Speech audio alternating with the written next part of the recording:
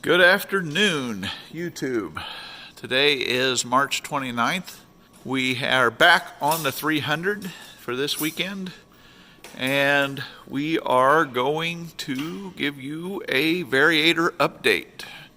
Got some exciting news. So the first thing I'm going to go over is this part here, hub that I found, is brand new, old stock. Part number 244625M1. So this is brand new, and that came out to be 3.56 in the diameter. To date it, I can go by this box, 5/1 of 89, right down here. I'm not going to use that at this time. I'm going to keep it in reserve. Now, I'm going to talk about the units that we have. So, these got marked as they were laying on the table. And unit 2, right here in front of me, has a 2 on it here and a 2 here. What they discovered was that my center is, this is their pick, is 3.56 out here, and 3.5585. They really went down in the decimal there. So we've got the new one at 3.56, 3.5585. So they said to use this one, and that's what I'm going to do, and keep the new one back. So we're going to use the center out of the one we disassembled, but we're not going to use its hub. So if these are 3.56, that means this piece here had to get bigger around. So that mics out to 5.685 is what they came up with. So that's quite a bit different. Now you will notice on the opposite side of the piece, it's 3.5675. The problem is it's wider on the other side, but you can't split this and use a different one over here and make a mating set that's closer together, because this unbolts, the discs come off, and this is one piece. So we've opted to set this one aside. So this assembly, hub 1, they were not taken off in the order, or numbered in the order that I took them off, just when they were laying on the table. This is the last one I took apart from the high-hour combine out in the pasture. So its hub is 3.56 is the new. This is 3.557. Measured that in both places. So we don't want to use it. So that'd be like a thousandths smaller if I got that right. Don't beat me up in the comments if I'm getting this wrong, but it's smaller in diameter. It would have shrunk by, I believe, a thousandths. So, I'm not going to use that. Plus, it has a lot of pitting. So we'll set him aside over here. And we're not going to use this disc. This side, it measures 3.578. And let's see what they did on this side. 3.576 or 05. We've got a little bit better in the other one. And there's a little bit of a wrinkle to the other one. That brings us to the third unit, which came off of the combine that we are restoring, and this is the one they told me to use. They said there is on the hub, this is the one also that has these lines. We're supposed to be at 3.56, and this one is at 3.552. So there's not a lot of difference, and I might be splitting hairs, but I wanted to, if I'm doing this work, I wanted to put the best parts on that I have. So I'm opting to set number 3 aside. However, this is the one. We're not going to use the hub. We're going to use number 2's hub right here because it is the closest to our new one. We're going to use this inner hub because it's 3.5645 on this side, and our, what did they say? We're 3.56 to 3.5585. So we're just talking, I believe, 1,000ths, or maybe it's a 10th of, I don't know. The other side, they said there's 6,000ths difference on this side, used with number 2 center. And 3.567 this side, 9,000ths difference this side. So now we know what we can mix together.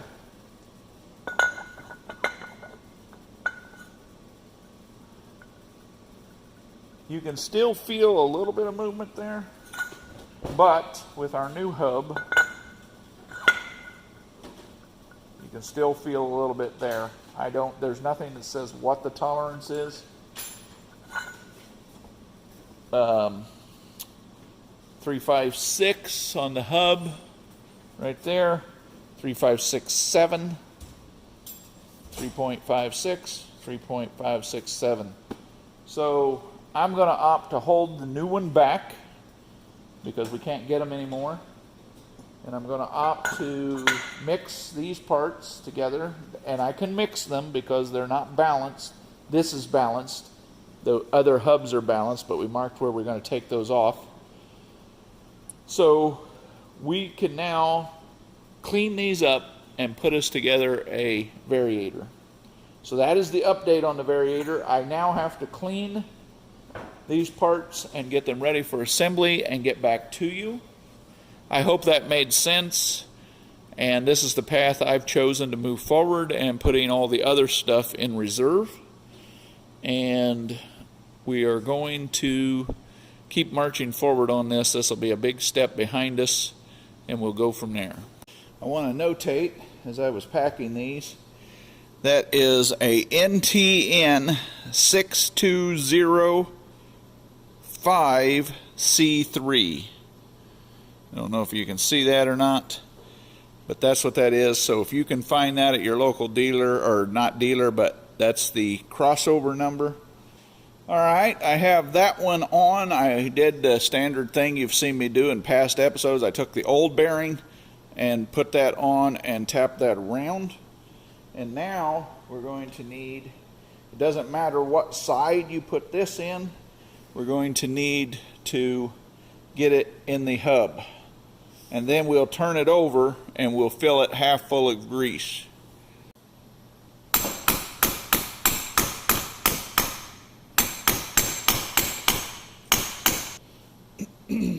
So, took the old bearing that we cleaned up, and I'm using it as a buffer so I don't hammer on my new bearings. Now, we got to fill this half full of grease. Install a bearing, seal side out on shaft, and install in hub.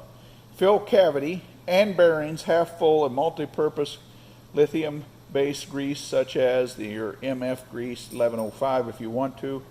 Press bearing 2 over shaft and into hub, holding the opposite bearing in place. So that's what we're going to do next after we fill it full of grease.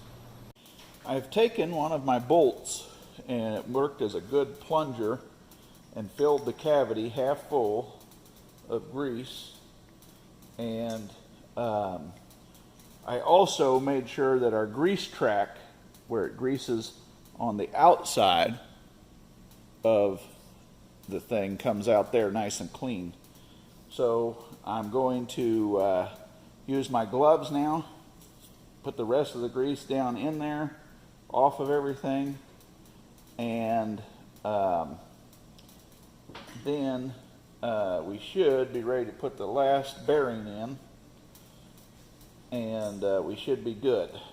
All right, I have consulted. I'm using the 540 manual because, like I said in the past videos, there is nothing to dictate anything on the Variator in the old tech manual. So these are special bolts here, and these are lock nuts.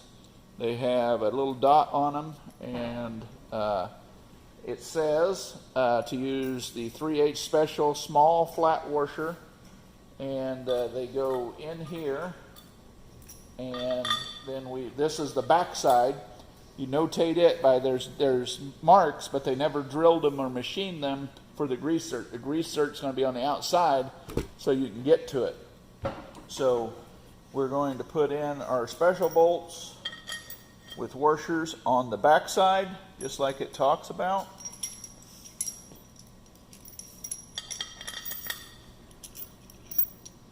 And then we will turn it over and put our hub on.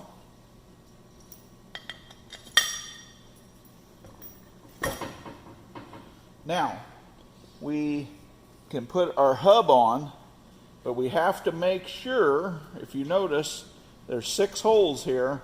On this side, there's 7.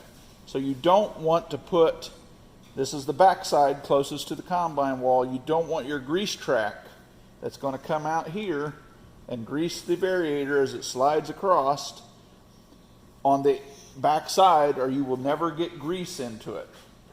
So the other thing we will want to make sure, I just remembered this, we want to find our grinding mark right there, and then when we put the next one on, that should line up the grease hole. And well, actually we want to orientate that to where that is so that we can, hopefully I have it here, we can, there it is. We can then see where the grease hole is. So that's going to be lined up right there and there. So that's going to put the grease track over here at my 9 o'clock position. So we definitely want to make sure that we keep, that's for balance, and make sure that it's lined up. So we have our marks where they're balanced right there, our indicator mark. Now let's put this on for a test fit. Should be right there, and let's see if our marks are lined up. Okay, so I made when I first, back in a couple videos, made my scour marks right there. That means that the outer pulleys are lined up for the balancing. Now we don't have our middle in here. We're going to put that in next, and we may have to cut this short because we're getting a big storm rolling in. I just heard thunder. We then know that our grease zerk, this is very important, or you'll never be able to grease this and it won't last very long. So our grease track is right there, right where everything is going to go down. We're down here in the groove. We've got to proceed over to this piece, get our felt in, and our grease on it. I did soak it in oil, which might have been a mistake. I didn't read the book, but it ain't going to hurt us. And then we got to get that over here without cutting or pinching it. So we have to work very gently with that. So now we'll proceed into that. So I had a little bit of a brain tease here. It says it's important to place a washer, which we did on the outside of our pulley, 3, more if needed later to prevent threaded end of bolt from hitting fork after assembly. So that took me a minute to grasp what they were saying. I'll show you what that means. That should not be an issue, but we will keep track of it. That's when it's in here spinning, you don't want to hit the fork. Or in this case, we're going to be inside of this piece on a 300. That's going to get closer, so we may have to shim it out on the back side. That's what it means when to put washers and more if needed over here to pull those threads over. We'll have to watch that. I don't think it'll be an issue because none of these pulleys had more than one set. All right, I have greased the inside like the manual talked about. I squeezed some of the oil out of my felt seal. So that goes in the middle of the sliding part of the Variator. The grease will help hold it in place, and the permeated oil I think will help it squish down. You don't want to bunch this up or cut it in there once you get it on the center part. So now we have the felt in there, and squeezing it down into the grease. You can see it has plenty of oil in it still, even though I squeezed it out. I want to get it down all the way around. It's perfectly cut from the factory, and I want to get it down in there. So now comes the hard part. I am going to try to put that over the hub. Now this spins on there, so I assume it will find self-centering or self-balancing even with the belts on. It probably has a little bit of slippage.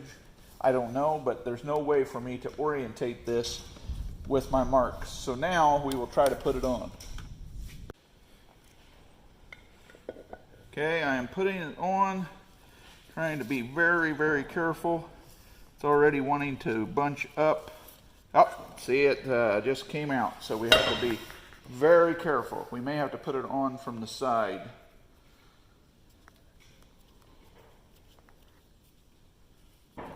All right, this is proving quite the challenge because I want that felt very straight. So we have to keep working with it. We took this back off, and the book talks about feeding it through here.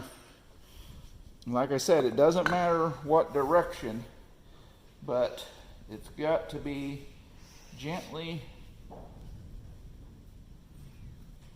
keeping your fingers in there to keep the felt down and pushing it. It's going to be perfect when we can get it in there, but at the very end it always wants to bunch it up. I don't know if soaking it in oil was bad, but here we are now. It's going in ever so gently, but it really wants to push on the felt, and I'm trying to push it under it. So turning it back and forth, you don't want it to bunch up, and we don't want to cut the felt. So this is quite the fit.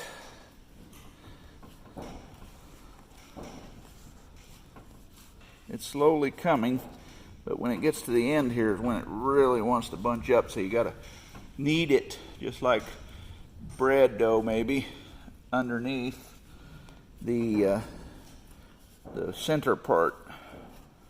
Because if it bunches up here, you're never going to get it through.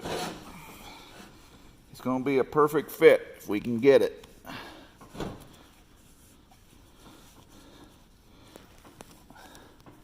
Almost there. Almost there. It really stiffens it up. I will give you that. Okay. We're literally, let me pull it back, knead it a little bit more. You're going to get greasy doing this. I laid this down. We are practically about ready to break over the edge. I didn't cut it. I cleaned out the edge There was just a little bit hanging out, so I went around it, cleaned it with this knife, and it just removed a few hairs. It didn't cut the seal. So now I'm hoping that it will go. There it goes. All right, we're over center, and our felt is in there, and boy, did that ever smooth that up. That is a good fit. And we didn't cut the seal. We removed a little bit of felt around the edge with a razor blade as it got to that last bit. We're about to lose power, it feels like. We have a generator. So bear with us, it's about to get a little wild. Because we had to take this back off to get that in there, and it is a nice fit. I'm gonna get loud here. We've got to realign with our grease passageway, and we made a mark that we're between these two bolts so that our mark on the discs line up when we put it together and everything remains balanced. Okay, we have that done. We have our line between these two bolts where we're supposed to line up so that we can put the top on now, and then we can double check our grease alignment and our score marks on the pulley so that everything stays balanced.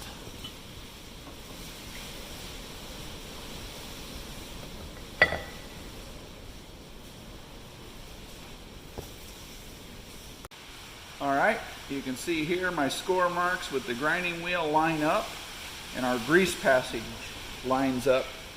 This will be the back side right here. And now the manual says to torque them down to 40 foot-pounds.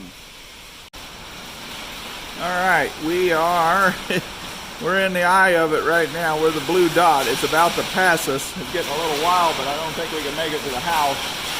I think we'll be all right, but we'll have to wait out the storm here a minute. While the weather's raging, we're going to look down in here, and our hub is centered in both sides, and this moves very nicely, and it feels nice and tight. It's not like, so we got a good combination here. So we were able to salvage that. I hope you can hear me. It's getting loud out there with the rain hitting the building. So might have to check back in a minute. All right, the 540 manual between both of them, I keep saying this is a must. I've learned that just recently. We have installed our pulley halves containing grease fitting. That's going to be the outer one. And make sure you're aligned your fitting with the grease passage. Number 6, install nuts on bolts and tighten to 40 foot-pounds. So that's what we're going to do now. All right, seems to be calming down outside. We torqued one to 40 foot-pounds. We're doing it like a tire pattern. That way we know we pull it down evenly. There it clicked. 40 foot-pounds. Now we'll go up to this one.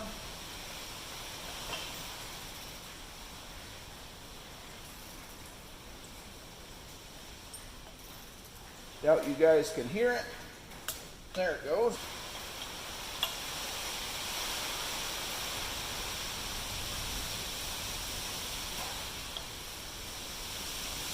There we go. That should be all 6. So we are good to go. We have this ready to go. We'll put the grease zerk in. We're going to have to put our belts on. Keep track of the upper and lower position, because once we get our fork on, it's not going to take the belts off. So we have to get the belts now and make sure to get the correct number in the correct position. All right, we got our belts now. The grease zerk side goes up to the power output shaft. The side closest to the combine goes down to the transmission. So you want to check your numbers, have them in the right place, because you won't have much room to move them around. Even if you could, I don't think you can. So this is what we're going for when we're done. This is up to the power output shaft. This is down to the transmission. It should all look like this when we get it mounted in there. First thing we got here, all the threads have been chased. We've got our bolt. You got to have your bolt, then you got to have this special square washer, and then a spacer. The spacer goes in here against the shaft, and what that will compress it and allow the pulley to spin. This plug, this cap goes in here and goes against it, but it also has a bearing seal. We have a felt ring that I soaked in oil. This goes on like this here, and then this will be in here just like that. And then the other side has a spacer. You can come over here. And so I will be going through the fork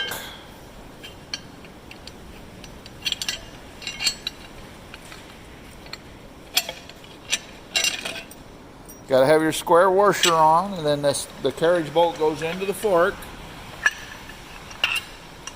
through there and into there.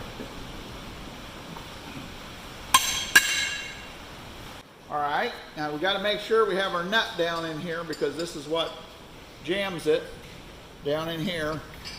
So I'm just going to run that all the way up, and then this fork is going to go on here. This here goes back enough, keeping your square washer so that it goes past. On this side, you have a washer that clamps that, a lock washer, and then you have your nut. And that's easy to tighten because it's a carriage bolt, so it's held in the other side. 15/16 nut, and we snug it up. We don't have to get crazy tight because we're going to have to adjust it at the appointed time. And then we have to put our last nut down in here. And you see that rotates. Uh-oh, I may have already goofed. I have to take it back out. All right, I'm coming out after I goofed up and didn't put that nut on. Coming out right here to the edge. That should be all I need. Now I can get underneath here. If you take a look, and I can get the nut on back here. You want these threads all cleaned up so that they spin right on, because they're a pain in the butt to deal with. Now I can slide it back. I don't know where it's going to be, but that's probably going to be where we want to start with it. And the Variator assembly then is complete. So one little hiccup, make sure you have your belts in the right place. All your things positioned properly, and your felt seals and everything in place. And that turns on there, so we know that that's going to spin, and that's going to be a nice completed addition. Like, share, and subscribe. We're slowly getting to the finish line. Thank you for watching.